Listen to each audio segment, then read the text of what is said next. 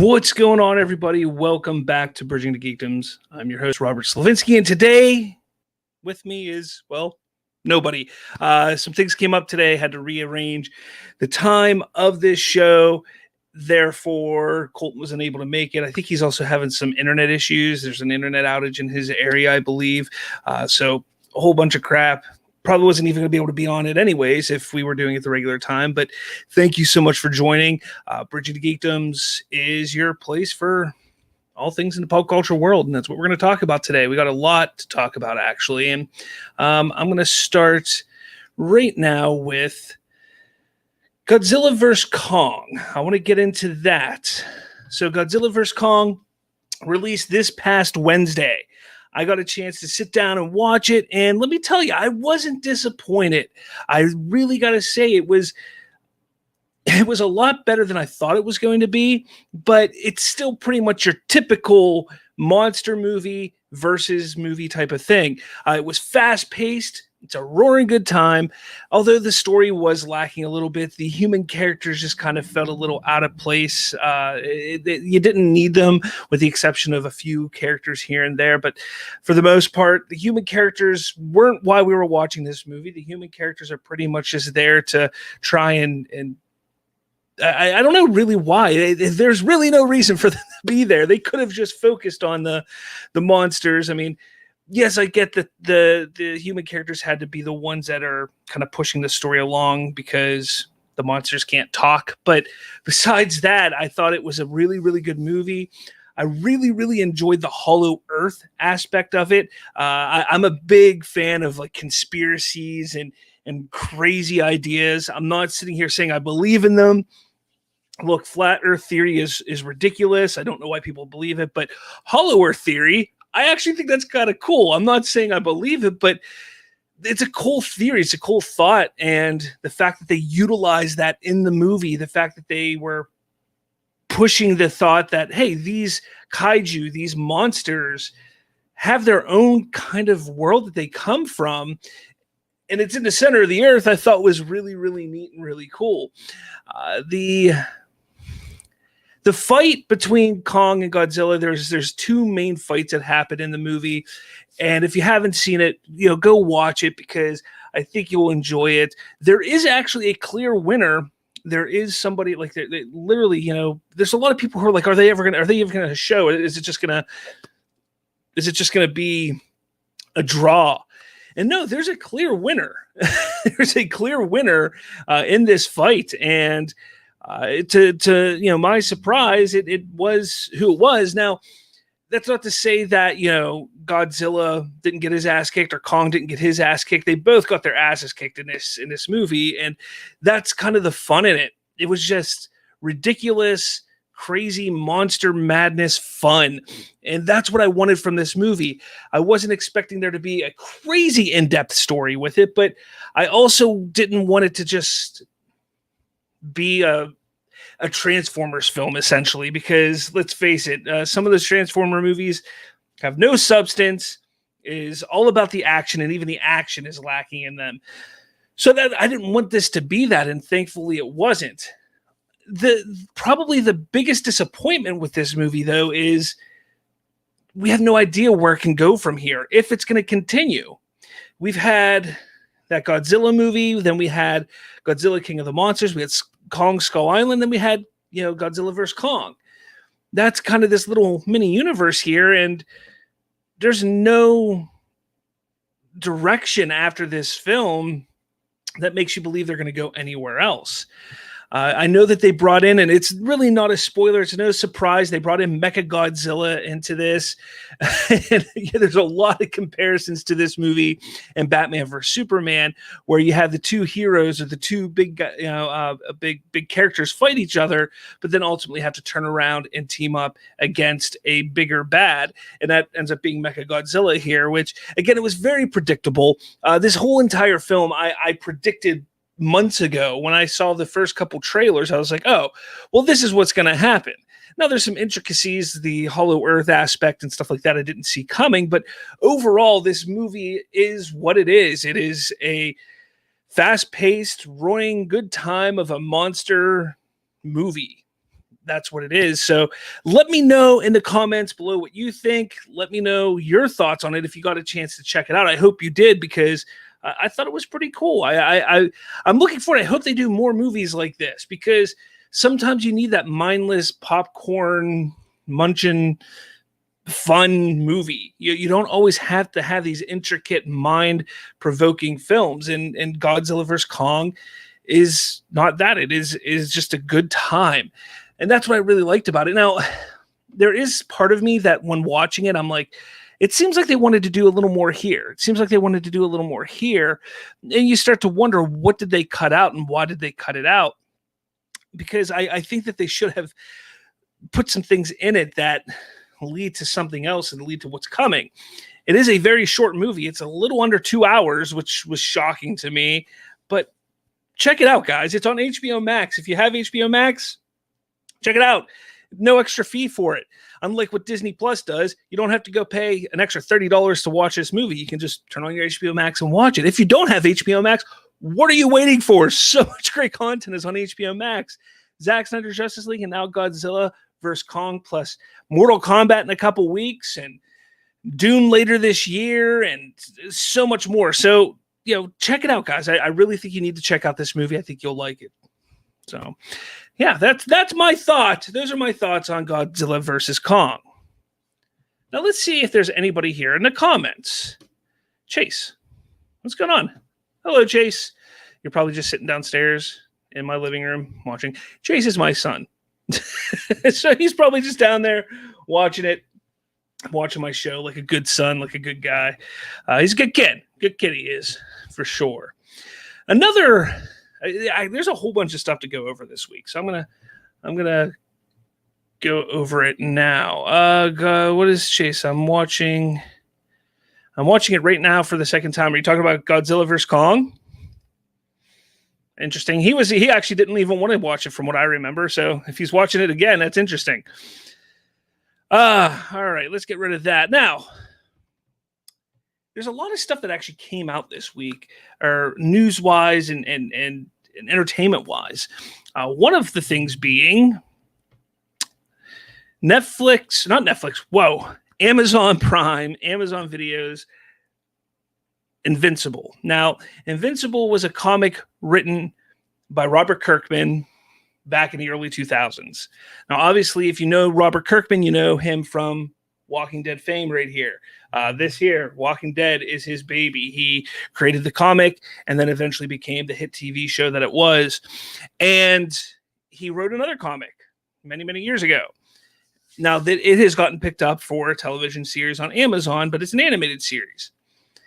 It was touted to be very, very grown-up adults, hardcore. Not so much like The Boys, although they kind of built it up in the promotion that it was going to be as hardcore as The Boys was. But they released the first 3 episodes last week. I thought they were really interesting. I thought that it was an interesting take, an interesting way to show superheroes, to bring and build this world out. I really enjoyed that aspect of it. But I gotta say, I was, I think that I don't know. Maybe it's just because it's just the first 3 episodes. It just felt like there was something missing with it. I am looking forward to watch the rest of the season. I think there's another 6 episodes. I think there's a total of 9 episodes, but they're almost an hour each, which is very impressive, especially when it comes to animation these days. Animation typically runs at 30-minute mark. Very rarely do we see animated shows go to that 45-minute to 60-minute mark. And, it does do that. And there are some things that I kind of am not a big fan of, some of the decisions they made with the editing and the pacing and stuff like that. But I never read the comic. I don't know if you did. If you did, throw in the comments what you think of the show so far, if you've checked it out. I think it's interesting. It's gotten me hooked. I'm going to continue watching it. I just don't know if it's going to be something that is going to have lasting power, but we'll see what happens. We will see what happens, because I enjoyed the first few episodes enough to see what's coming. And the one thing I love about Amazon is how they put the first 2 or 3 episodes up when a season or series launches, because, as I always say, you need to give a show more than 1 episode. Sometimes you got to give it 2 or 3 episodes to really see if it grabs you, to see if it's going to be something you like. And that's the one thing I love about Amazon, because they do that. And I think people like that as well. Now, granted, we had that whole debacle with Boys season 2 earlier this year, or late last year, where people were upset because they couldn't binge it all in one sitting. But that is nothing new. I don't know why they got so spoiled with the Netflix way that they want it with everything. And I don't mind. I'll take it either way. And I don't mind. So to each your own, I guess, right? To each their own. Chase said that he's watching Godzilla vs. Kong a second time, which is impressive. Very impressive. All right, so on to my next thing, which I'm kind of excited about, because I don't talk a lot about this here, but let's get into some Star Wars. General Kenobi. All right, so the Obi-Wan Kenobi series is about to begin production in a couple months here. Rather exciting, because this has been a show that I and so many people have been wanting and calling for years, and we're finally getting it. Now, we know that a couple years ago, I believe it was December of 2019, or maybe November 2019, they came out and were like, hey, we have to change writers. There are some issues. We have to rewrite everything. We have to do all this. But ultimately, it's back on track. It's coming. We know from the cast list, prior to this cast list being released, but we were given a cast list of Obi-Wan played by Ewan McGregor and Anakin played by Hayden Christensen again. We're going to be in the show. Well, the other day they gave us this, an official cast list for all of the cast. Ewan McGregor obviously is going to be playing Obi-Wan Kenobi. Hayden Christensen will be playing Anakin Skywalker / Darth Vader. Now we have some interesting newcomers. We have Moses Ingram. Who could she be? Joel Edgerton, he's playing Uncle Owen, just as he did in episode 2, and a very minimal part in episode 3. Bonnie Piesse, I don't know how to say the name. I'm terrible with names, but she'll be coming in and playing Aunt Beru, as she did in episode 2, and for a very short scene in episode 3. Kumail Nanjiani, no idea what he could be playing. And Dear Varma, Rupert Friend, O'Shea Jackson Jr., Sung Kang, Simone Kessel, and Benny Safdie. Now, let the speculation begin on who all these people are playing, because it could be anything. It could be characters that we know about, characters we've never heard of before. It could be a plethora of things, but it's very interesting that we get a cast list here, and there's technically 4 actors on here. We know for a fact who they could be playing. The rest of them, who the heck knows? Now, an interesting thing, Rupert Friend, there's a theory going around that Rupert Friend would be playing Grand Admiral Thrawn. I don't believe that. I don't, because I've heard that Lars Mikkelsen will indeed be playing Thrawn in the upcoming Ahsoka series. So I don't think they're going to use Rupert Friend in that role. But who could these people be? I mean, that's what I want to know. I want to hear your thoughts. Who could these people be? I'm going to throw it up again real quick here. Moses Ingram, some people are saying could be a young Ahsoka. I mean, I don't know why they would do that since they just cast Rosario Dawson as Ahsoka, but who knows? I'm thinking that a handful of them are going to be Inquisitors or Imperial troopers of some sort. I think Rupert Friend, he's the perfect example of an Imperial officer. I think that, I think a few of them are going to be Inquisitors or Imperial antagonists that are going to come after Obi-Wan and everything like that. I really hope it is. And obviously Anakin's going to be in it, or Darth Vader. Who knows? It's exciting. I'm excited to see what happens here because there is a lot that they can do with this show.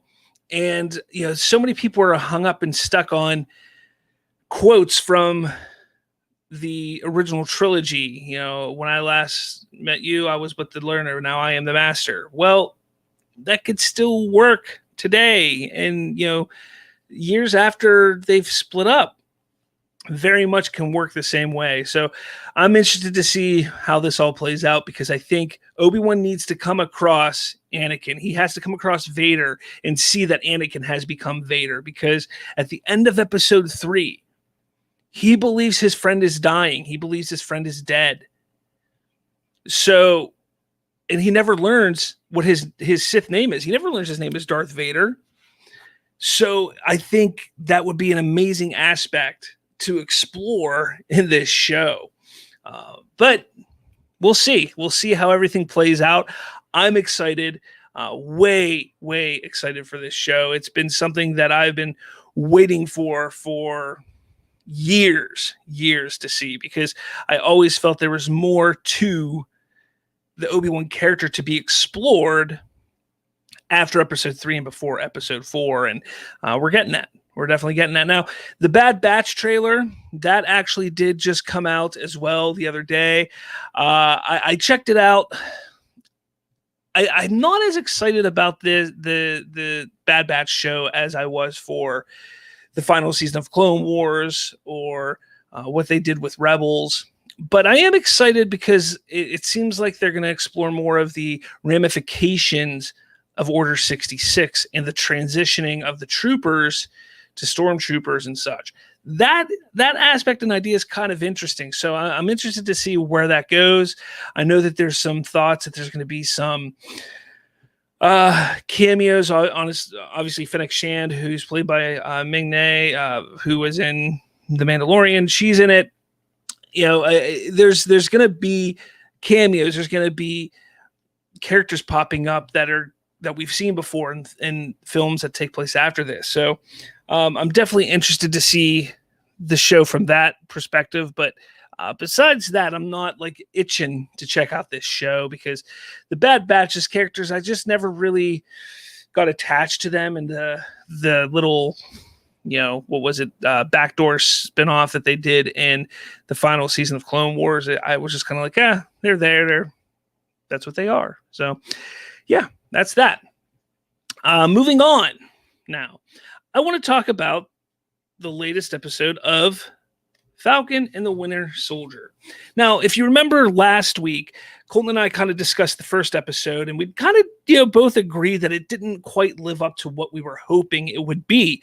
We wanted it to be something a bit more substantial, something that kind of grasped onto bigger ideas and more expansive thoughts.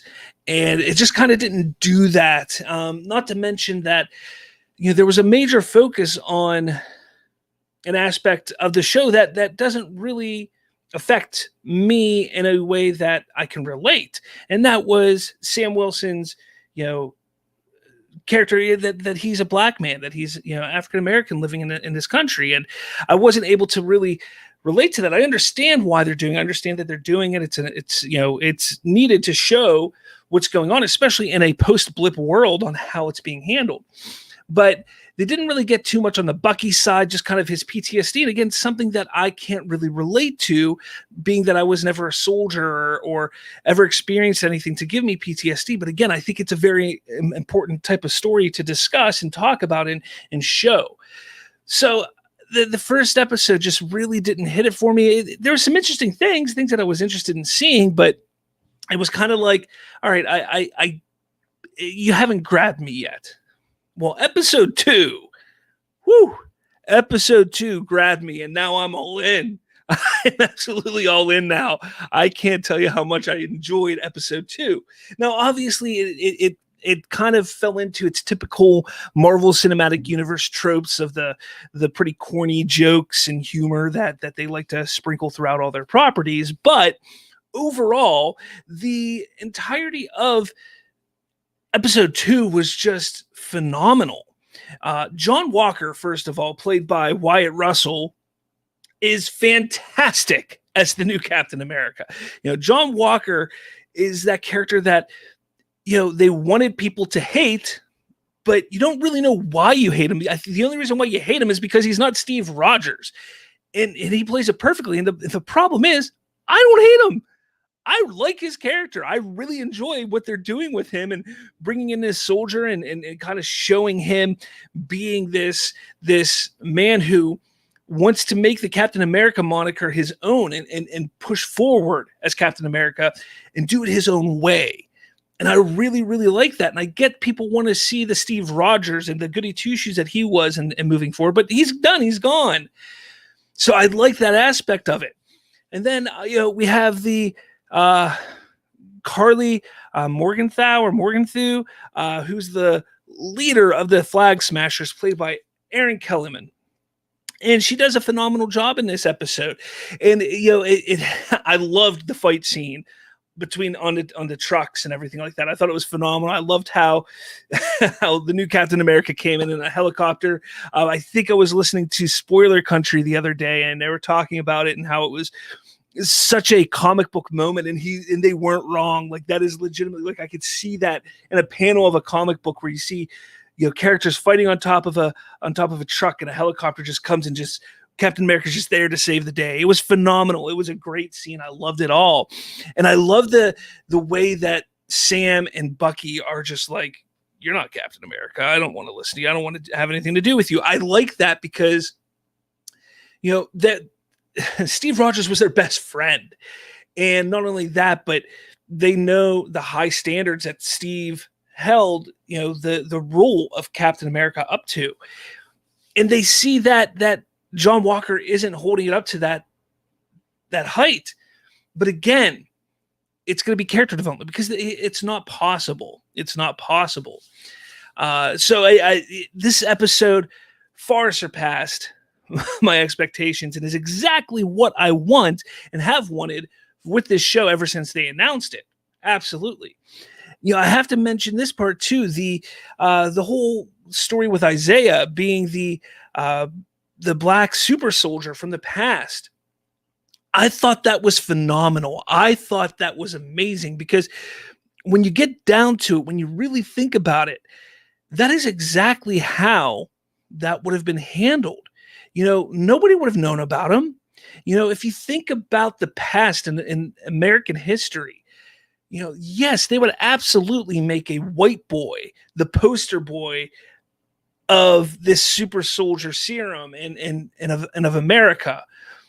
Be damned, this black man, this African-American man who did the same thing, took the superheroes or the super soldier serum and went on missions successfully. And I love the play back and forth between he and Bucky because it looks like they have a history of coming, to fisticuffs. I want to see that. Give me some of that. I want some of that for sure. I want to see that happen.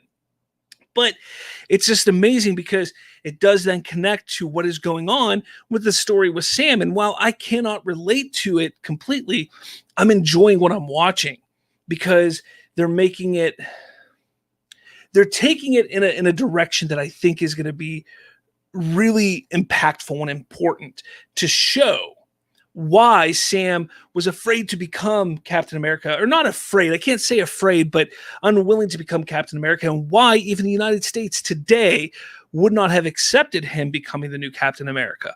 And you kind of see that it started years ago. So I really do like that aspect of it. And again, I just want to see some some flashbacks or even like a spin-off show of Isaiah going against Bucky when he was the Winter Soldier. I think that would be amazing and fantastic. But absolutely, episode 2 blew me away.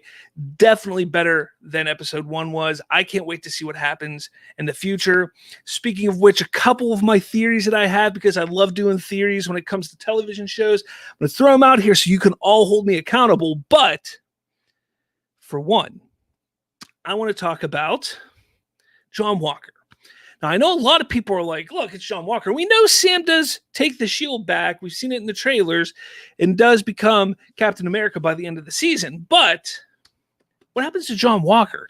Now, everybody's calling him U.S. agent because that is kind of who he is in the comics. But there's a lot of speculation that he actually dies in this show. And I don't think he's going to die. What I think is going to happen is I think he's going to actually take the super soldier serum or a version of that serum. And it's going to mess him up, and he's going to become more of an anti-hero. It's going to mess him up mentally, and he's not going to be standing up for the same, the same ideals that he was or is now. And I think that's going to be kind of where his character goes. And I think he will become incapacitated in some way, but I think ultimately he will still be a good guy or an anti-hero in some form or fashion. I really do hope that he continues on past this show because I really like Wyatt Russell playing this character. And that's just one episode. In one episode, seeing him as this character has been phenomenal. I really, really enjoy it. And, obviously the little Easter eggs of setting up the Young Avengers is really, really interesting that they've been doing it in a couple shows. It kind of seems like that might be where they're leading with these TV shows, which is cool. I'm all for it. More content, I always say. More content. So let me know in the comments what you thought about episode 2 of Falcon and the Winter Soldier. What are your expectations for the rest of the season? And yeah, what has been your favorite moment and part from the show so far? We're only 2 episodes in, but in my opinion, it's vastly better than what WandaVision was. That's just my opinion, though. I know others have their opinions, but it's been fantastic thus far. So, moving on from there, unless people want to jump in and talk, because I threw it out there like, hey guys, come and talk. I want to talk to you guys. Let's see. Elevator's not worthy. Let's see what he has to say. I think that the direct connection into Black Widow will be that U.S. agent using the Red Room Super Soldier Serum. The Black Widow one controls minds, same one used for Red Hulk. Again, I think there is going to be a connection into Black Widow with it. I think that was even told her. Maybe it's with the Hawkeye series. I'm not 100% sure, but I do think that he's going to have John Walker's going to have to take some sort of version of the Super Soldier Serum, and I think it's gonna make him turn into an anti-hero. I think I don't think he's going to become a main villain. I just don't see it because what we've seen of John Walker thus far, he just seems too much of a soldier to then turn against America and the United States and all that jazz. But we'll see. We definitely will see. I'm looking forward to it for sure. Let's see. Something I kind of missed I want to talk about earlier, which I think is absolutely hilarious here. This news came out the other day. Donald Faison has been cast as Professor Utonium in the upcoming Powerpuff Girls show. Now, first off, I still don't know why they're doing a live-action Powerpuff Girls show. To me, it seems ridiculous. I'm a big fan of Chloe Bennett, so I'm probably going to check it out because of that. But mostly, I just don't understand how it's going to work. But I will say this: I'm a big Faison fan. Scrubs was one of my all-time favorite shows.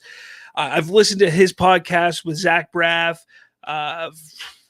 pretty religiously the past year. It got me through the pandemic, so I'm a big Faison fan.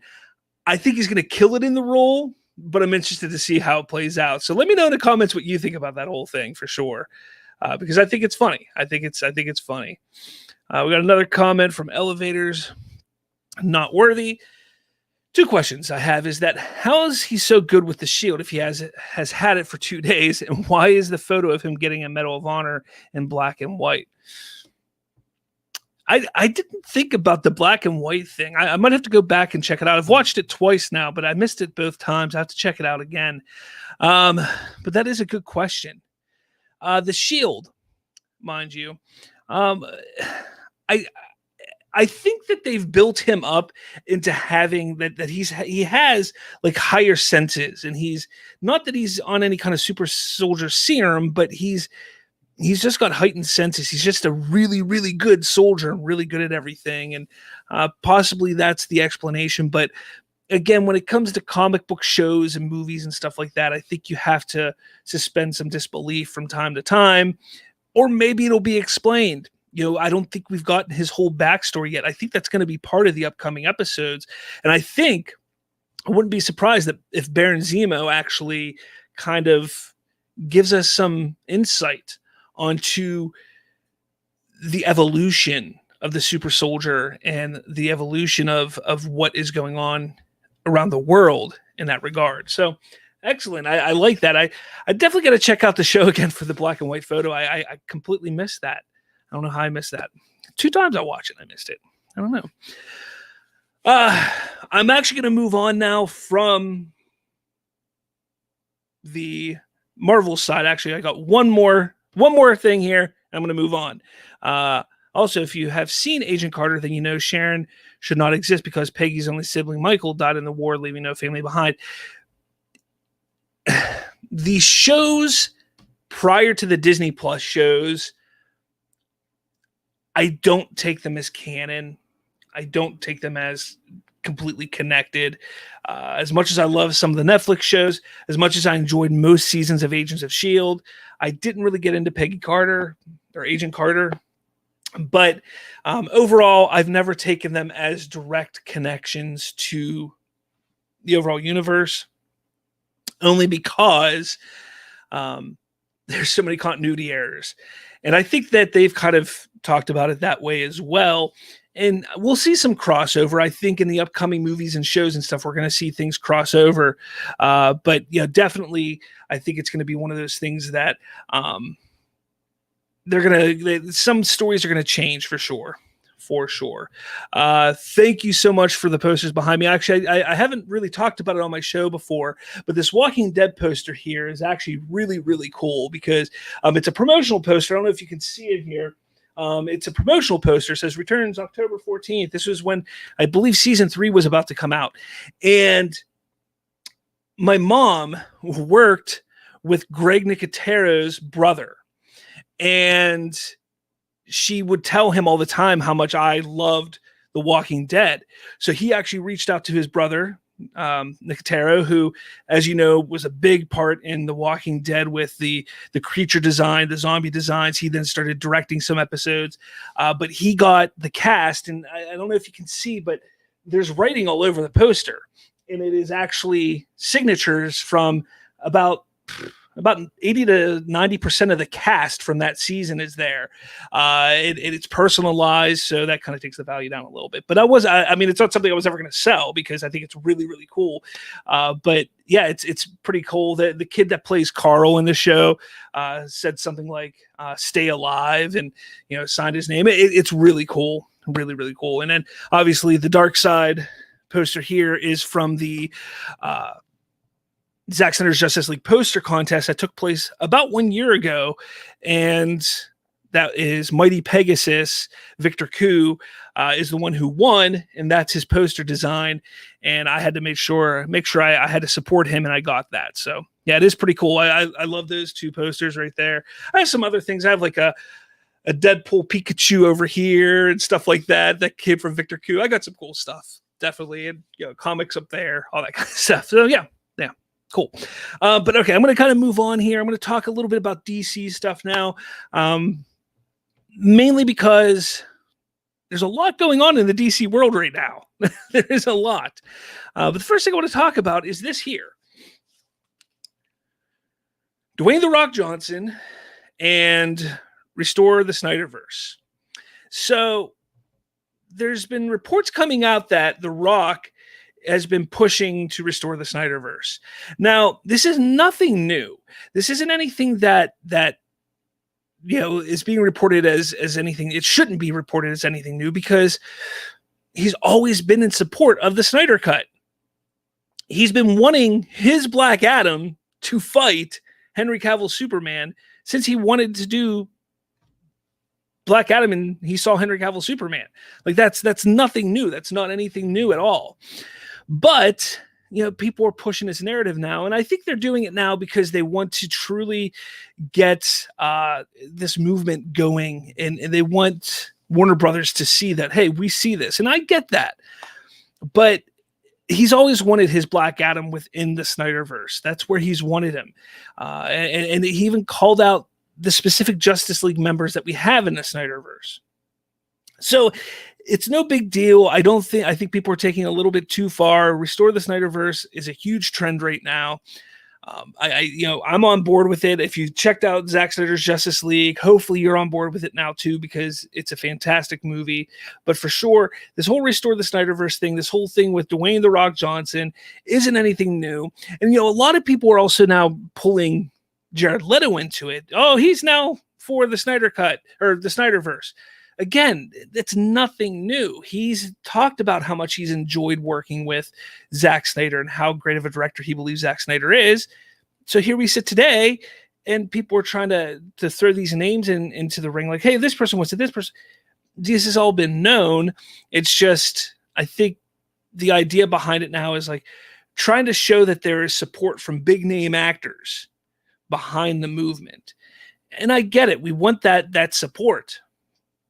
But there's things being everything's being taken notice. If you watched the Lightcast podcast last night, which I hope you did because it was an excellent episode. Taylor Murphy was on from The Culture Nerd, and even Matt stopped by, the former host of Lightcast, and they talked about some of the things that are going on with the Restore the Snyderverse stuff. And it seems like that there was a new pitch sent or pitched to Warner Media, Warner Brothers, HBO Max, what have you, that whole side of things. And the pitch was this. It was, let's make a series out of this. Between Justice Leagues, between the Batfleck series, between all this, let's make a series out of it. And as I said on my show a couple weeks ago, it all makes sense. All of that makes sense. Why does it make sense?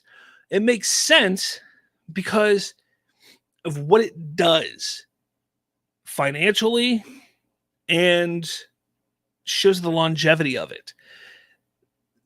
Snyder Cut was a crazy success. Crazy success. How do you build on that? How do you make it last? Well, doing episodes, doing a series. Make this the next Game of Thrones. They don't have a Game of Thrones. I talk to people on the internet all the time, on Twitter.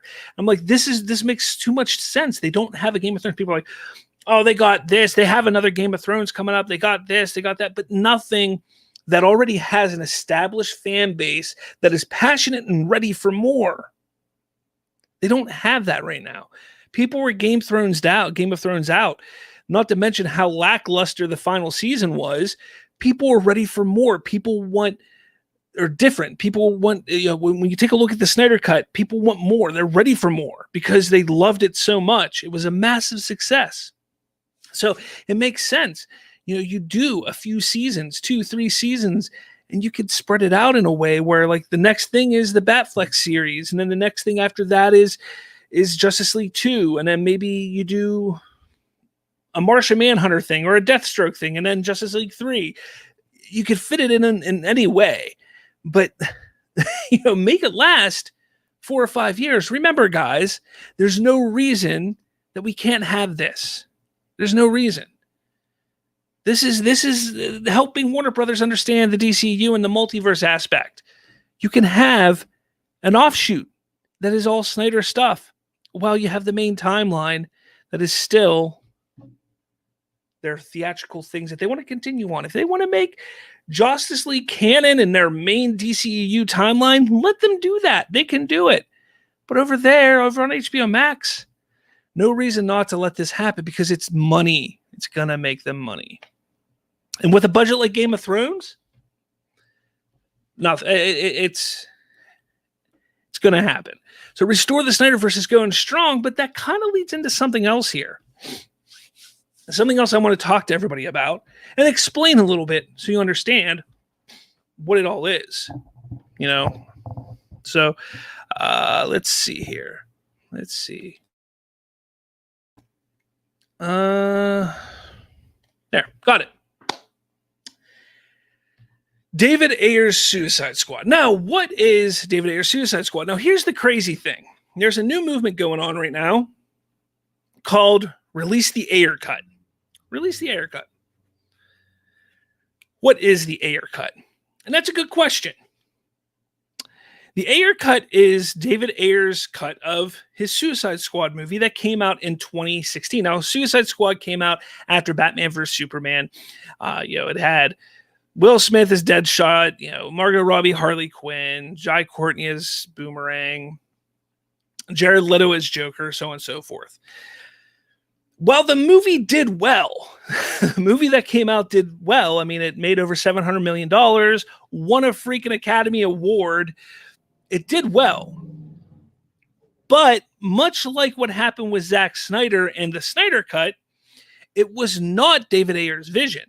It just wasn't. It wasn't what he intended and what he wanted to show. And he did an amazing interview recently. Entertainment Weekly, I believe it was. I should have had it pulled up here. And honestly, with moving the time around, I kind of got off with my notes. But he had an amazing interview where he explained that Warner Brothers were just scared of his cut of Suicide Squad. And that's why it didn't get made or get released. So let's dive into it a little bit. Back in 2016, a few things happened in the entertainment industry, especially when it came to comic book movies and the comic book and superhero genre. First off, Deadpool was released. And Deadpool was a massive success. An anti-hero, smart mouth merc, rated R, but it made a lot of money because it was funny. You then had Batman vs. Superman come out, and it struggled in the box office. It was still a successful movie. Made over $800 million, and it was successful financially. Not as successful as they wanted it to be, but it was successful. You then take a look at the critical reception, which was very, very poor. And Warner Brothers kind of got cold feet. They're like, oh man, we gotta make sure we adjust and change going forward. And we see what happened with Justice League, turning into Justice League, and so on and so forth. A little bit before that, though, Suicide Squad was in post-production, being edited and, cutting things, doing this, doing that. And the studio was already kind of scared for this movie. It was a scary idea to them. So they had some rewrites done, some reshoots done, and it still just wasn't lining up with what they wanted.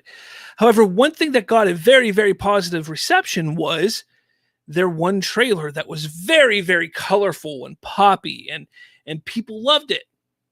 I enjoyed it. It made me excited for it. So what ended up happening was Warner Brothers went to that company that cut that trailer together, because believe it or not, if you're not aware, in Hollywood, there are companies that specifically make trailers. So they'll send footage, a bunch of stock footage to this company, and sometimes not even finished footage. They'll send to a company, and they'll piece it together and create their trailers for the film. And that's kind of what happened. And that trailer was massively successful. People loved the trailer. People really, really enjoyed what the trailer showed. So Warner Brothers said, okay, well, we're not really keen on this whole thing over here with what Ayer put together. So rumor has it, I can't say this with certainty because I don't have any sources in this regard, but rumor has it that they went to this company that made that trailer and were like, hey, do us a solid. Here's the movie. Cut it together. Add some poppiness to it, some cool hip songs, some colorfulness. Come back with it. Now, the rumor is that there were 3 cuts, maybe even more, of this film that were then shown to test audiences. One being the David Ayer version, one being the version from the trailer company, and one being kind of a mesh, a mix of the two. Well, ultimately, the one that won out is the one that we got in theaters, which is much more colorful and took a lot of David Ayer stuff out. So whether it's the one that was from the trailer company or the mix, again, not 100% sure, but ultimately it was not David Ayer's film. It was not the movie he was intending to make. And we know this because there was so much footage that we saw in trailers and pictures that we saw of Jared Leto's Joker that just never made it into the movie. It was never there. David Ayer has been very vocal about how it wasn't, his intended vision, but he was a soldier. He was somebody who was like, look, I'll take the licks for the people not liking it, that my name is on it. I'll do what I do and move forward. So he's been a hell of a trooper through all this. But, you have to think when you see when he was seeing what was going on with Zack Snyder and the Snyder Cut and how that was getting so much attention, and it was just the possibilities of what that movie could bring.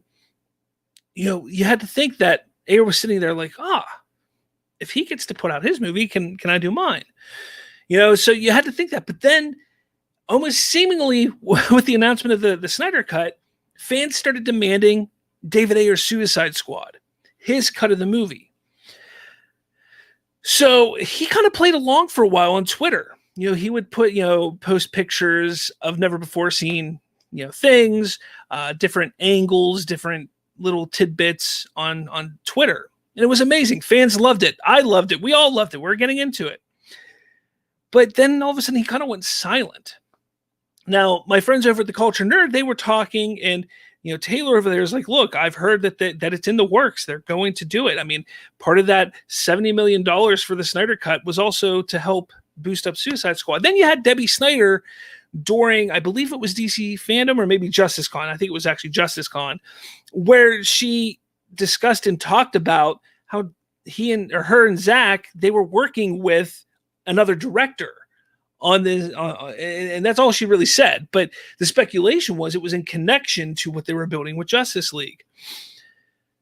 Obviously, people started going crazy. Is it Ben Affleck for the Batfleck movie series, or is it David Ayer for his cut of Suicide Squad? Now, we do know, due to concept art that we've seen, that original plans for Suicide Squad was to connect more directly to Zack Snyder's vision for Justice League. Steppenwolf was going to be in Suicide Squad. How far along they got in making that happen? Did they shoot that stuff? Did they shoot it to the point where Steppenwolf did actually show up at the end? Or did it just get thrown out in the concept stages and not actually get pushed through? Again, I don't know that. I can't answer that. I think it would be amazing, absolutely amazing, if they were able to shoot some of that stuff back then and they could just throw in the CGI version of him. So I would love to see that happen for sure.